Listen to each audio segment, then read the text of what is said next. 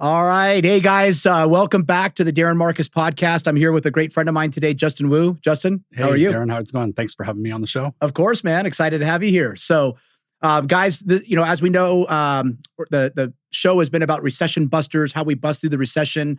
And really what it's about is just becoming creative in tough times. And when times get a little tough, there's always opportunities. And so that's kind of the point of this episode. I've known Justin for quite a while. He's a phenomenal entrepreneur and donut lover. And that's where we connected.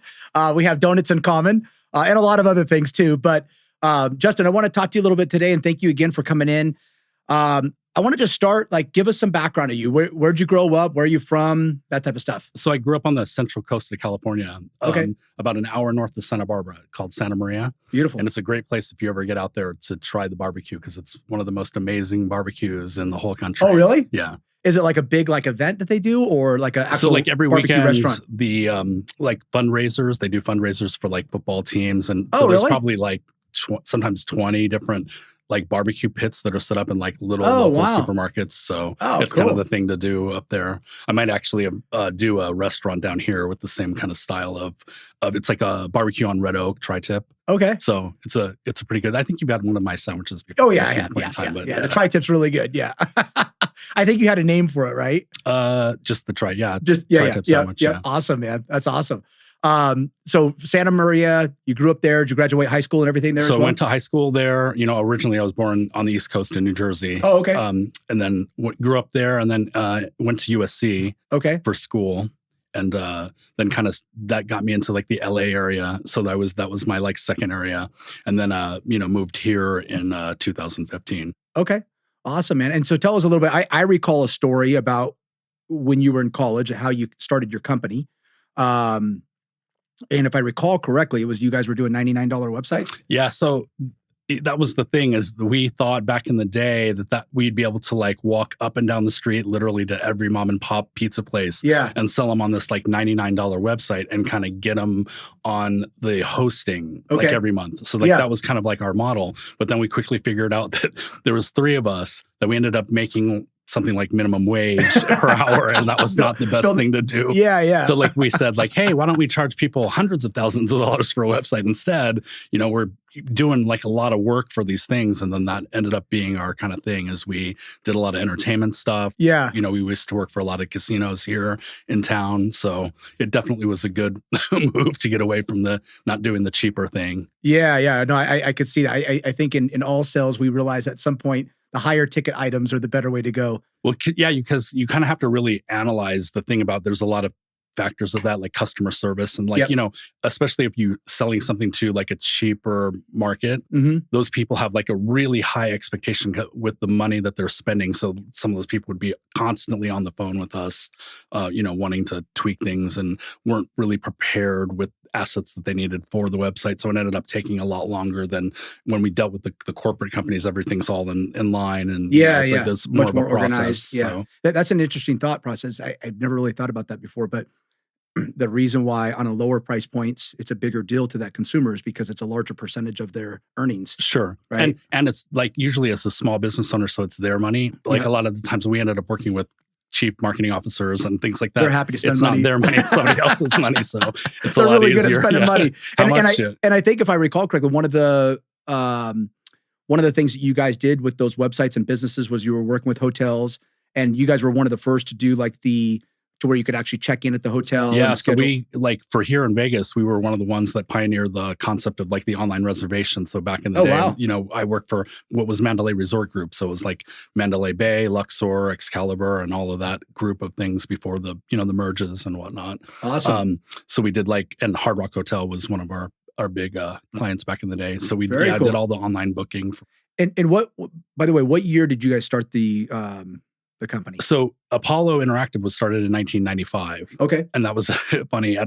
It was in the back of a fraternity house at USC. That's awesome. I can tell you the story about that a little bit later. Tough times and kind of, where my life kind of has evolved from. But we did that. And then, we've grown and grown and grown. And now we have our office in El Segundo. I'm still an owner there, but I retired. I was probably around 2007. Okay. Awesome. right before the last downturn. Yeah, right before the last one. Was that planned? Did you see that coming, or was that just something that just happened to be that you? It just happened to be, like the three owners of the company. One of the ideas that we had were we'd all replace ourselves within the company. Okay. So like I was the creative guy. I did all the design type stuff. David was the marketing guy, and then Richard was like the tech server guy. Okay. So like that was our goal was in the company is to try to replace yourself within the company, like the things that you did day to day, which makes you be able to scale and kind of grow, better. That's, one important thing about business is if you really want to be big, you have to be able to scale your company. And like, you can't do everything yourself, with your team of people. You got to have people, doing that work, and you have to kind of give up some of that control and not be a control freak about everything. Otherwise you're going to be stuck, being small and being very boutique. I think that's the hardest thing when growing a business, especially as a small business owner, is letting go of that control, right? And that's usually what keeps them from growing, is because they think that nobody can do it better than they can, which sometimes they can't. But sometimes, I used to feel that way in certain things, and I've realized there are people that can do certain things far better than I can. I know what I'm good at now. I stay in my lanes, and so scaling. And I think that all comes down to being able to delegate, right? Yeah. So, I mean, it doesn't matter whether you're a doctor or a lawyer or whatever. If you're working in your own little bubble and you're like a one-man operation, you really got to kind of get out of that mindset of doing that. And if you want to, be big. Yeah. So you guys started, you said 96, right? 95. Oh, 95. Yeah. And so you started in 95. So you guys have probably gone through a couple different economic cycles, correct? So yeah, 95, we went through like the dot-com bubble, which was I think 2001. And then, in 2008, there was another, downturn here. And then, recently, and it's, pivoting. It's all about like pivoting your business. And I was going to ask you, so were there certain things that, did you guys get impacted pretty heavily by like 2008 and 2001? We were lucky in 2001. Literally, it's funny, a funny story. Like we started the business, I think with like $1,200, and I didn't even have my part of it. I borrowed it from my partner, the money to get the like initial servers and stuff that we needed. Yeah, my first business loan. But like as a business, we never took on money from other people. We've always been independent and been really smart about investing our own money. So I guess when we took those downturns, it was hard on the owners because, like that's like our money, but we didn't really have things to turn to. Like we didn't have a lot of debt, which was a great kind of thing that we like as a company, we didn't really hit as hard, I guess, when in that downturn as other people did. And we found a unique space in pivoting.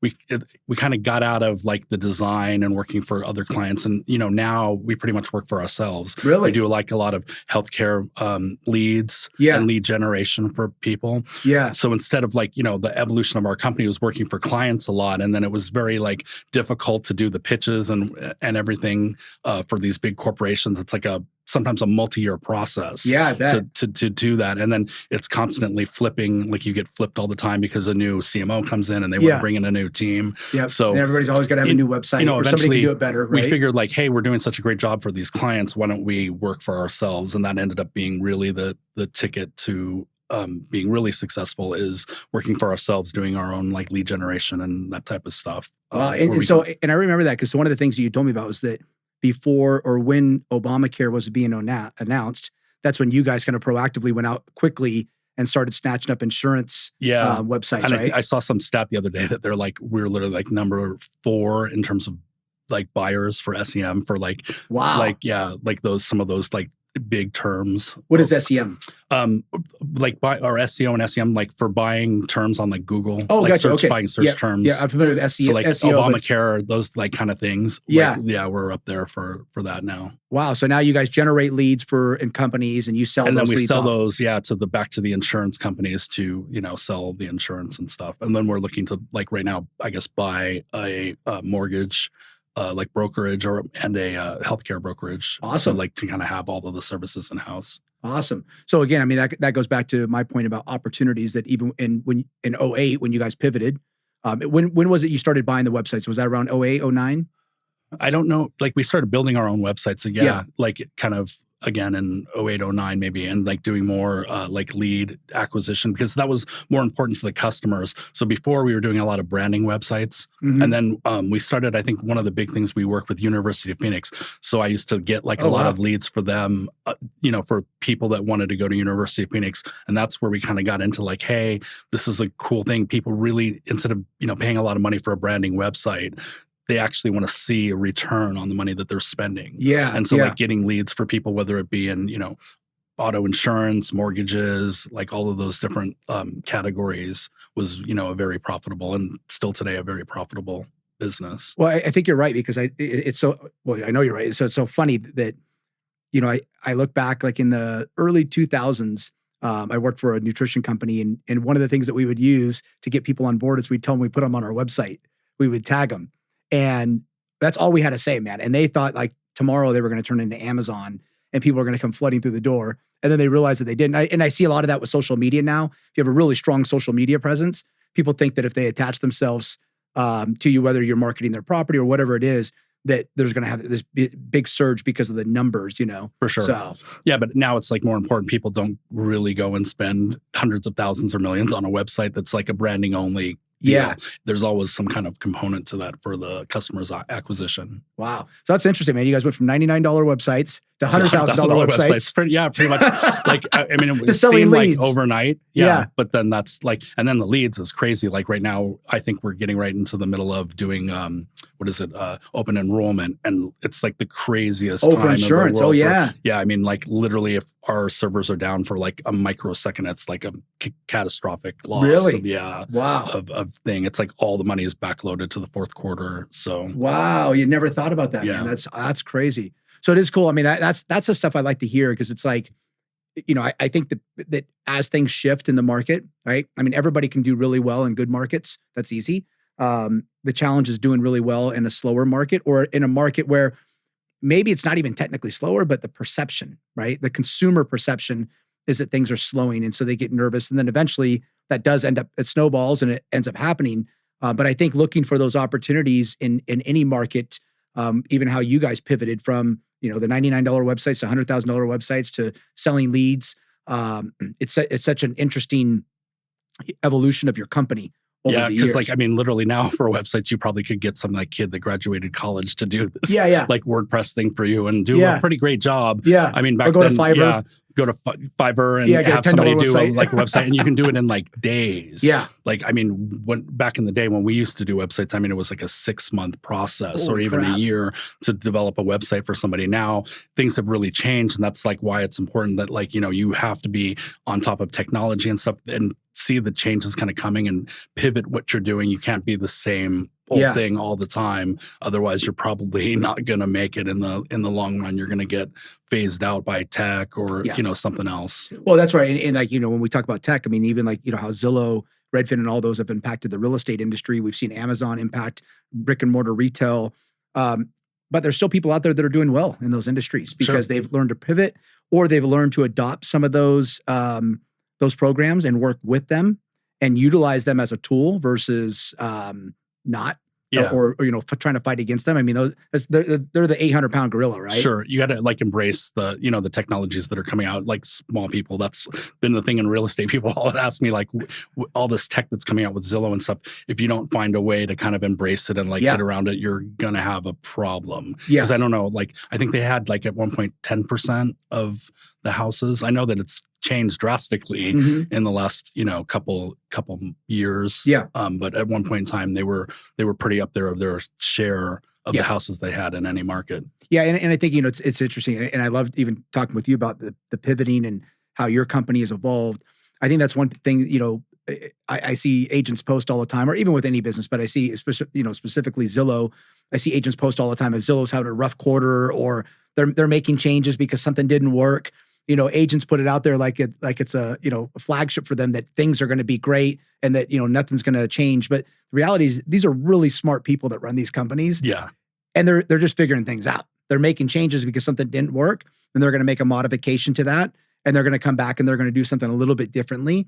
But they are continuing to progress and move forward. And I think, I've seen so many businesses get swallowed up by that. I mean, look at Uber, right? I mean, cab drivers used to laugh at it at first because they said, well, who's ever going to ride in somebody with a car in their car that they don't even know? At least a cab driver, it's the company. And then Uber's absolutely just crushed the taxi industry. Sure. But for you, like, as opposed to other real estate agents, my advice to people when they came to me before was like, hey, if you're selling $300,000, $400,000 houses, maybe you better watch out. Versus you got out of that type of stuff for the most part, in a higher ticket item. And the analogy I always told people is like, people really aren't buying Ferraris like from the Ferrari website without like actually going to a lot and having a relationship and that type of stuff. That's the kind of thing that you wanted to get into, and that's not going away. That kind of customer service and the relationship and stuff, that market will remain there. The small market underneath, people will, go and buy small transactional things that are really easy. Like you can go and like look at pictures online and whatever.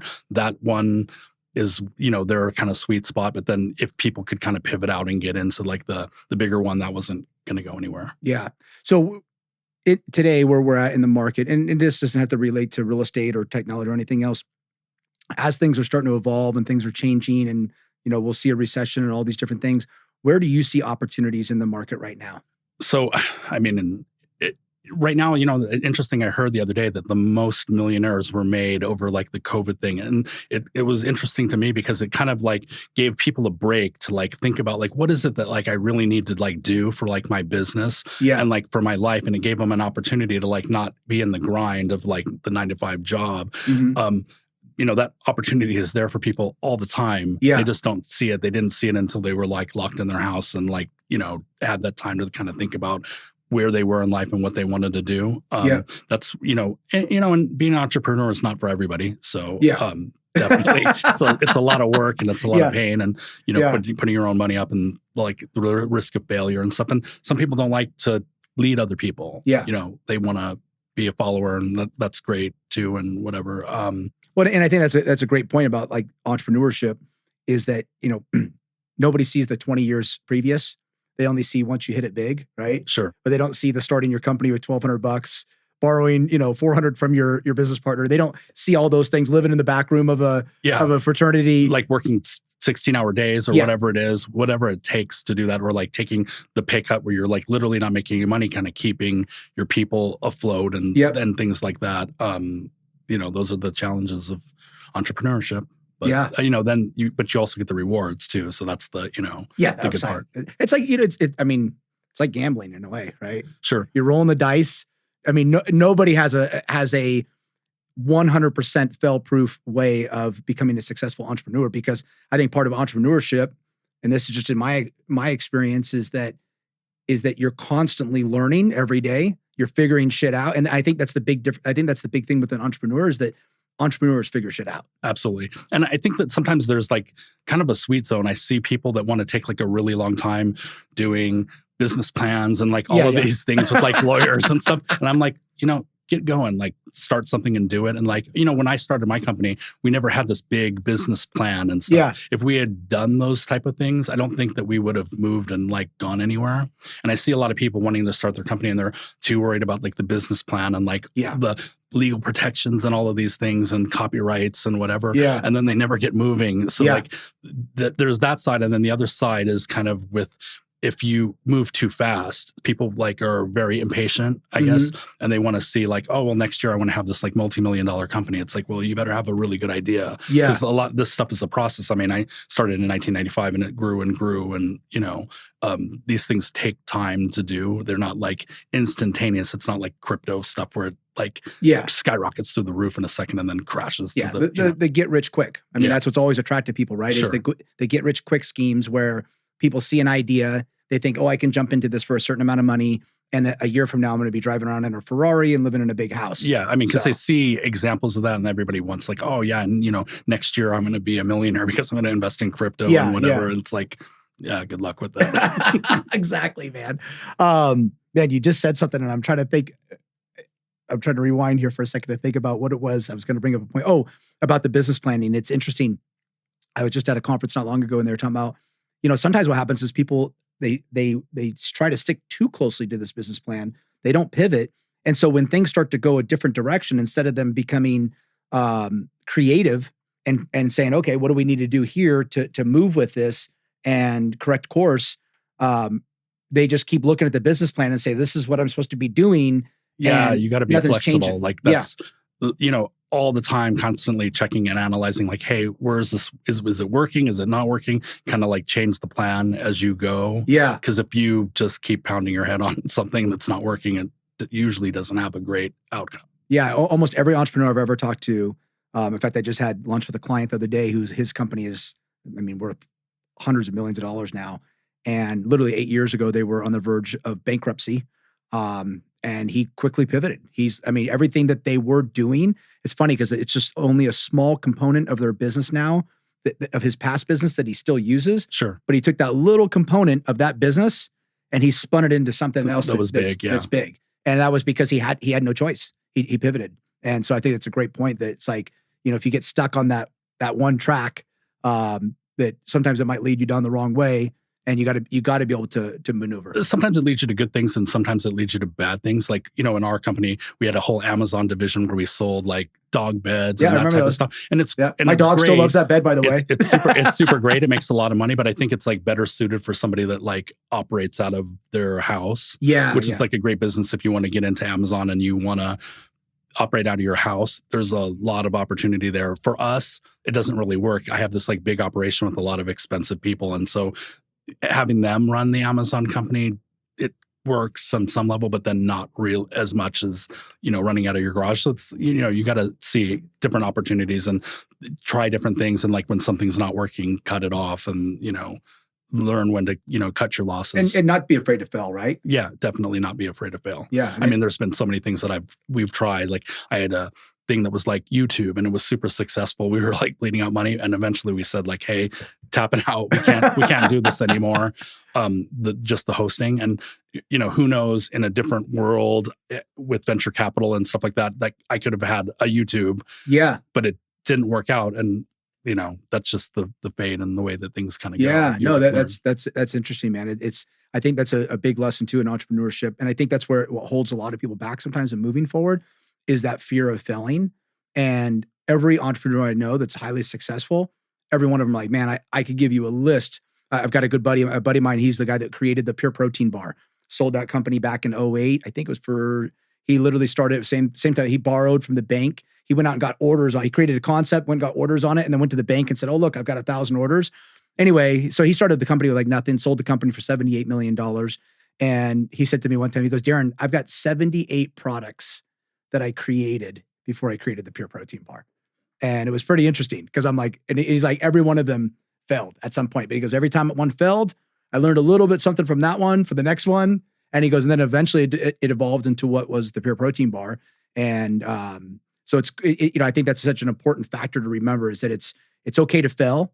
And why not take the risk? Because you really never know if it's going to, you can think it out forever. And that's what I've talked with even agents sometimes about when they keep overthinking it. And I'm like, man, you're going to overthink it until you don't end up doing it. Sometimes you got to just do it and then figure it out as you go. And the other side of that is sometimes people are thinking out of it in their mindset. You got to think about it, not in what you want and those things. Yeah. It's what the person who's buying what you're selling wants. Yeah. So like a lot of times, as an entrepreneur, you're like, hey, I think that this is great and this is great, and really when you get down to the customer, they're like, yeah, that's not so great. Or like, you got to get out of your like mindset of like what it is that you want and what you think is good and look at like your demographic, like what it is. Man, you must have been listening to the same thing. I was listening to The Magic of Thinking Big this morning by David Schwartz.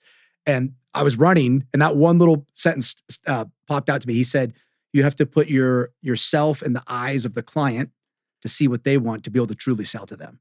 Yeah. And that was something like even, in the process of like when we were doing our company, like I used to do things and they were like perfect. And that's like letting go of the control a little bit. The client expected a lot like less. Yeah. And like I was always scared that the people that were building underneath me and like doing things and creating things weren't going to meet that bar, but they were exceeding the client expectations is what you need to happen, not to like the owner's expectation. It's like, meeting and exceeding the client's expectation. Yeah. No, that's such a great point, man. Because I think that we get caught up in that as well. So we get too focused on, even as an owner, sometimes I get too focused on all the other things and lose focus on what's important with taking care of the client, because there's all these other things that are moving all the time, and it's like you got to move back to what builds your company, and that's the client. So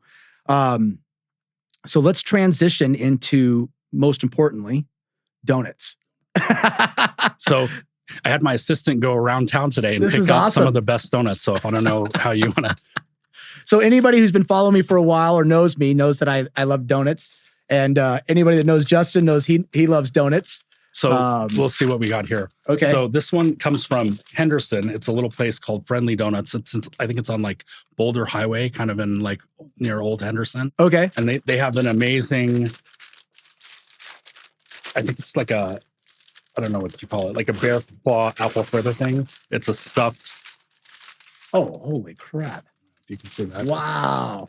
So I don't know if you've ever been over there before. No, that's like a little hidden gem. I'm going to try down in Henderson. And so, like, out of all fairness, as you are, I think, I'm more of a classic donut person. Yes. So I don't like the fancy, weird things, like the mochi donuts and all of that stuff. It's not for me. Hey, if that's for you, that's great. Yeah.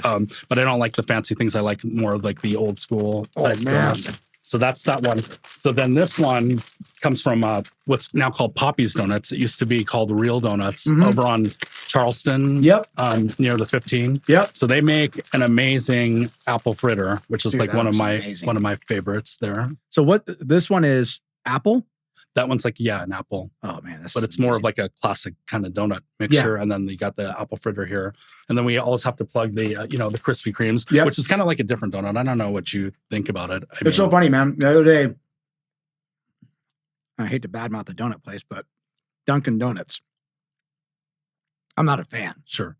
I don't understand how anybody likes their donut. To me, that's like saying I love hamburgers and then I'm a fan of McDonald's, right? I think it's kind of like, Dunkin' Donuts is like the McDonald's of donuts. It's everywhere, and you kind of know what you're going to get. It's a pretty mediocre donut, but I mean, you run in there, people get like the coffee and a donut and a pinch, and it's like more mainstream. Yeah. So no, I'm like you. I like the classic donuts. I was thinking about this the other day because I knew we were going to be talking about donuts, and I was thinking like, man, what do I love about donuts? And I'm like, number one, it's got to have a glaze on it, right? So that every piece of the donut that you bite has some sweetness to it. And then it's got to have a little bit of crispiness to it, like just a slight bit of crispiness when you bite into it. Sure. Like that outer shell. And that's for me why I like the more classic donuts than I do like some of the newer stuff where it's like very cake-like. Yeah, I don't know. Like, and sometimes when they do those newer donuts, it's like covered with stuff so much. It's kind of like eating a sandwich. Like, I don't like eating a sandwich that it's like so hard to bite into that you can't really get the components of like the bread. There's like either too much bread and like other stuff in there. And it's not really functional to like eat. That's like, you want to be able to get the different components of the bites. Good. So that is so good. And then, this one, and I'm sure you've been to this one before. So these ones come from a little place called like Didn't you have these at your wedding? And at the reception. I mean, at your reception? Like this place is like the weirdest place in the world. And it's like a cool story. This guy at Donut Hut, it's up on Desert Inn. Okay. Near kind of like Eastern. Oh, yeah. And so he has like the weirdest hours. It's like he opens at 8 p.m. and then closes, I think, at 8 a.m. And he's like closed one day of the week. And I can't remember if it's like Sunday or Monday. And I always go there. And it's more of like, I think, a nightlife people's kind of spot or like people that are like, because it's right there on the strip. Like that. He's like a huge police supporter and whatever. Like, super cool guy. And he makes these blueberry donuts, which are just like super amazing. It's in that little corner shopping center, It's in the little corner shopping center, but it's like so frustrating to me because like I always go over there and like I'll go over at like 8 at night and either the donuts, he hasn't made the fresh ones yet. Yeah. Or like I get on there and it's like the Sunday or Monday, whatever it was, where he's like closed. And I go over there and I'm like, oh man, like the open sign isn't open. And it's like, so, No, these are good. The blueberry muffin.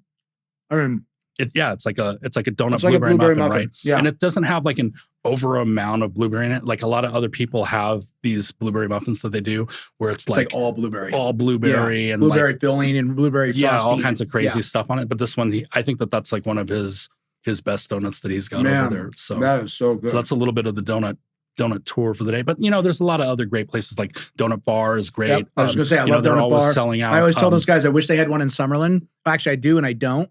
Because I'd probably be there every weekend. Thank God it's downtown. And even so like it's a little bit of a drive. Pink boxes are great. And like they're like super convenient. They have like a super consistent thing. And now they have these drive-throughs that are like amazing. The new Carl's Donuts from LA.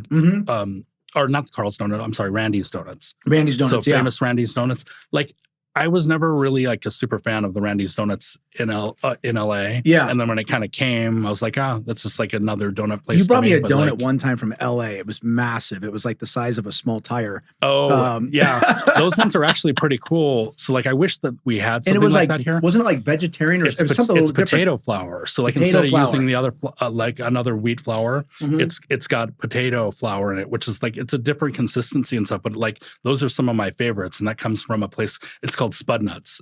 So they have it in LA. I think they used to have more around the country, but then I don't know, like kind of. That place sounds familiar. Man, these are. So sorry for ruining your workout this morning with all no, this. That's why I did an extra 20 minutes this morning. I did some HIIT, burn off the calories ahead of time. Awesome. Probably do a second workout tonight just to make sure I burn these off. No, these are awesome, man. Thank you so much. So, guys, we touched on donuts. Excuse me while I feed my face. More importantly, and this is what I think is so cool about Justin, because he is such a humble guy. And if you know him, you'll get to figure that out real quick. You got to literally like get to the restaurant an hour early if you're going to go to lunch with him, because he will get there, he'll give them his credit card, and like you never get a chance to pay. So you got to get there really early. But Justin has created a nonprofit, right? I think you've got a couple of them though, right? Just besides Las Vegas Justice League? So we have one, which is called Vegas Helps, which my company, Apollo, donated the first $200,000 seed money to kind of get it going. And one of the things was and you started that during COVID, right? During COVID. Yeah, this is awesome. During COVID, it was, I was out in Hawaii and I was like, man, I really wish I could do something to help people with COVID. So I was like, I'm going to build an app like Uber to facilitate basically like a free Uber for people to, like, if they need something, they can get it and they don't have to pay like fees if they're stuck in their house and they need like medicine or like some toiletries or whatever. Yeah. We'll get a group of people together and we'll get it to them. Apple didn't let me do the app. They're like, hey, if you have anything to do with COVID, we're not letting anybody launch any kind of app. Even if it's good? Man, I was like, they're like, if you're like the Red Cross, you can have an app regarding COVID. And I was like, well, it's really not anything to do with COVID. It's more about we're in COVID and I'm trying to do like a service to people. Yeah. But I think that the mistake on my part was that the COVID word kind of came out. They said, basically, we're not going to approve this app for you ever. Yeah. So I rethought it and I said like, hey, well, what we'll do is we'll do like little micro acts of kindness for people in the city. So we'll get people going to the website, vegashelps.com.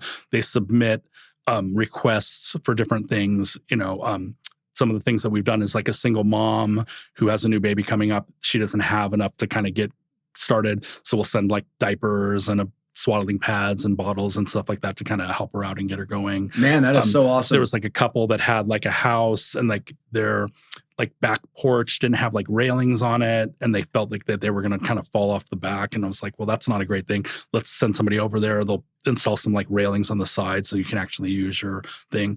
So we did like little things like that. But then in 2000, I saw this company online that was doing this new kind of like DNA testing and helping law enforcement. Yeah. And so I talked to them and they said like, hey, would you be interested in doing one of these cases with us where we try to go and solve a cold case for law enforcement around the country? And I said, yeah, but the condition is you got to do it in Vegas because we live here and we want to, be help the community here. Yeah. So that was in 2020. It ended up solving two murder cases from 30 years ago, the Stephanie Isaacson case, which is a crazy thing. It was a girl. That was the girl that with the Western, right? Yeah. I don't know. She didn't go to that one didn't go to Western. That was another one. Oh, okay. Okay. But so she was like here, 30 years ago, they had Las Vegas Metro PD had been sitting on the DNA evidence all of these years and testing and doing different things with it. They even do weird things where they like take the DNA and do like facial reconstructions of like people to try to get like a lead. Yeah. And they're usually horrible. They end up looking nothing like the people at the end of the day when they catch somebody. But this one ended up catching the guy. Wow. And he had passed. Yeah. But it was, a great thing for me. I was like, this is awesome. I got to meet the parents, and I was like, oh my God, I'm so glad that I got to bring you a little bit of closure. I know that it's not justice because that person had passed. Yeah. But, this is, law enforcement and everybody kind of teamed together to do that. So kind of how that works on the back part is if you commit a crime and you've committed another crime before and you're in what's called like CODIS database, they got you.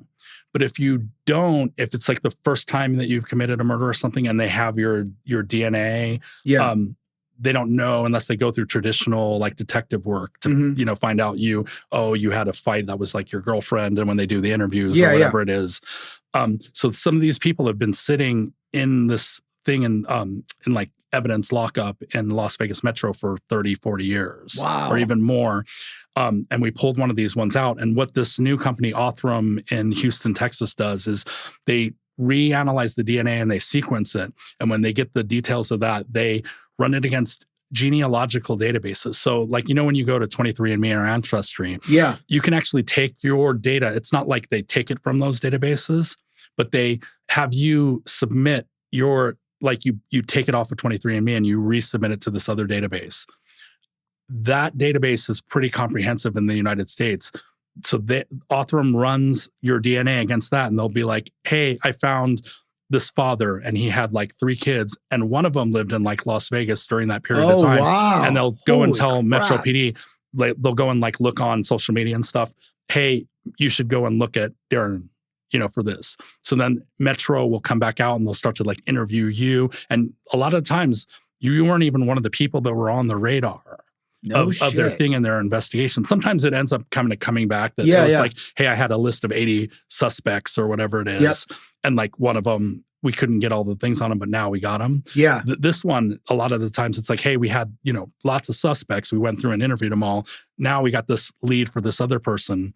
And when they go, they'll do their interview with them and then they'll go and do like a 1-to-1 DNA test to confirm that that's them. And then they got them. Wow. Holy crap, man. It's a super cool, amazing way that we've been able to help like local law enforcement. We're working with like Henderson PD, and like we're trying to work with the medical examiner, the coroner's office here to do unidentified bodies as well. Wow. Yeah, because sometimes too, I think people don't understand. Like sometimes they have a budget for each case as well, right? Sure. And then they run out of money sometimes. And like these guys are super stretched. I mean, they have, even at Metro PD, they have retired people working on their cold cases that have come back and said like, hey, I'll still, work some hours for Metro, but they're having like a really hard time keeping up with all of these cases. So a lot of these cold cases just like literally sit there because I don't know. I don't want to say that there's like a murder every day here, but there's a lot of murders. Yeah. And they have like all of their current people and all of their other, working on current crimes, that a lot of these old cases kind of like go on the back burner. Wow. And unless there's something that happens, they can't really do anything about it.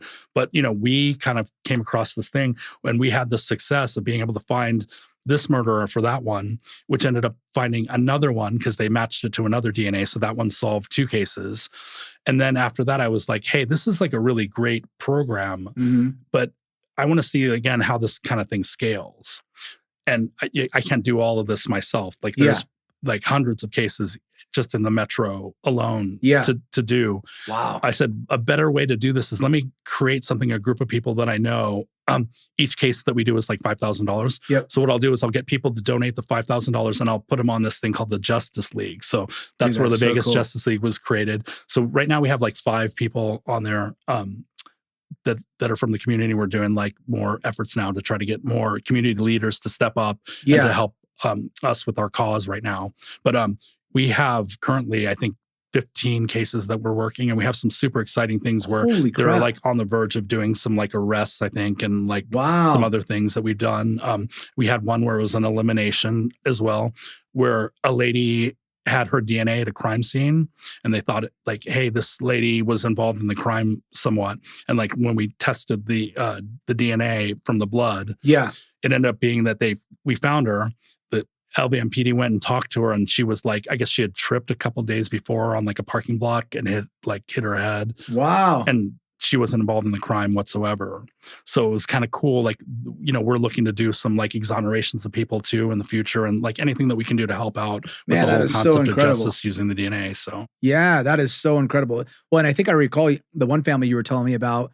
I mean, that was pretty cool, man. I know you were on the news about it. I know that they I think if I recall correctly, you said the parents that came up and said that literally ever since their daughter had passed, they had cried every day. Yeah, I can't even imagine. And it's like probably one of the most touching things that I've done in my life and memorable for my life is being able to meet them and like provide them some kind of closure for. Well, and I think that's probably the most, I mean, obviously they know at that point she's dead. There's, that's not going to change anything. But I think having that closure, even though the gentleman was passed, just knowing the whole story and that it was completed and that number one, he's not still out there. Sure. I think is probably a big thing too. But yeah, I mean, I could see how that would be so satisfying for the family to at least be able to have that closure at the end. Yeah. And as we work through more of these cases, through the cold cases in the backlog, I mean, these were like ones in the 70s and then some of them in the 80s. Yeah. Now we're getting into like, we're doing some in the 90s even. Wow. And these people are still around. Yeah. And these people are potentially serial killers. So like we're looking at pulling serial killers off the street, which is a cool thing to think that like we're actually doing stuff to really protect the community. That yeah. Now it's becoming preventative too. Yeah. So wow, man, that is so awesome. So what's your big vision? Are you looking to take this nationwide? Are you looking to, is it going to keep it local here in Vegas? So yeah, I mean, I've been approached. So I did a talk at this thing called CrimeCon here not too long ago. It's like a convention with like all the people and crime stories and fans of true crime in Vegas. There's thousands of people there. And so many people came up and said like, hey, I live in Boulder, Colorado. Can I do this here?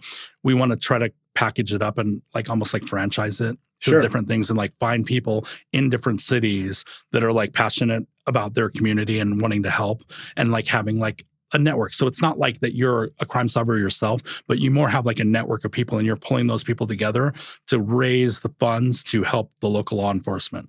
So it's not like you have to contribute a lot of your time. It's more of like the energy to like gather the network of people or those people in the local area to do it. Yeah. So, and there's always those people that know everyone, right? Sure. So, yeah. But I mean, it's something that's really like tangible to me because, when I first came here, Las Vegas is such a huge city in terms of philanthropies. And I mean, I went to these like Power of Love gala, this gala, that gala, and you just see them raising like hundreds of thousands or millions of dollars of money for these causes. And that's great. There's like a cause for everybody and everybody's doing their different thing. But like this one, it's like you can contribute $5,000 and potentially bring closure to like multiple families and or help the community. Or take a murderer off the street. Take a murderer off the street. Yeah. It's like, I don't know what opportunities present themselves where you can do something so tangible like that today, Wow. That's awesome. Now, have you been able to get, I know local businesses, have you been able to get any big like national businesses or large, some of the large like casinos or anything? No, so like that's the next round of what we're doing. So we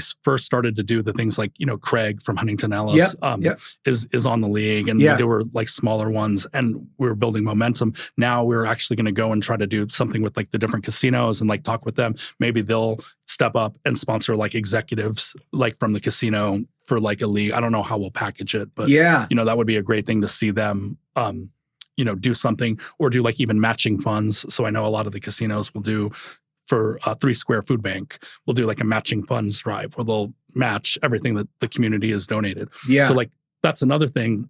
Even if you go to like our website, vegasjusticeleague.com, you can donate $10 and that goes towards the crowdfunding of cases. Like when Lydia and I got married, we instead of getting wedding gifts, we told everybody, like, hey, go and donate Which is to so that cool, thing. man. And we ended up like having like enough money to do another 3 cases. So that's like a super cool thing from just the community and different people. And, so like you can do your little piece if it's $10 you want to do, or if it's $5,000 or if it's even more. Yeah. Any little part helps.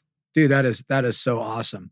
Well, Justin, awesome, man. Thank you for coming in today. I really appreciate your time. Thanks for having me. Love talking about and please plug your 2 organizations again. So again, that's Vegas Helps. It's vegashelps.com. And Vegas Justice League is the DNA thing that we're doing. And that's vegasjusticeleague.com. Okay, awesome. And I want to bring that up because I think it's so important because I think during the holidays, people naturally, they become a little more giving. Sure. But I think year round, the people are always needing help.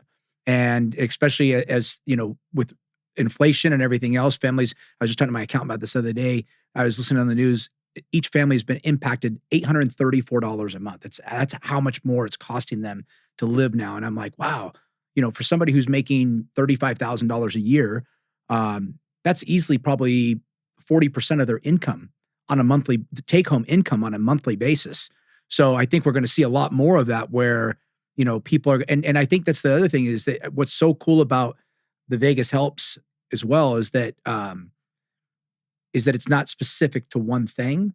It's you guys are just helping. Yeah. So if somebody needs help with diapers or somebody needs help fixing their, the stairs in their house, which you guys did, because there's not really specific organizations for those type of things. Sure. So it's a great way to raise money to help everyone. So yeah. Awesome, man. Well, I appreciate it. Thank you. And we'll finish up these donuts. These were so good, dude. These are so good. All right, guys. Thank you. We'll see you on the next episode and talk to you soon.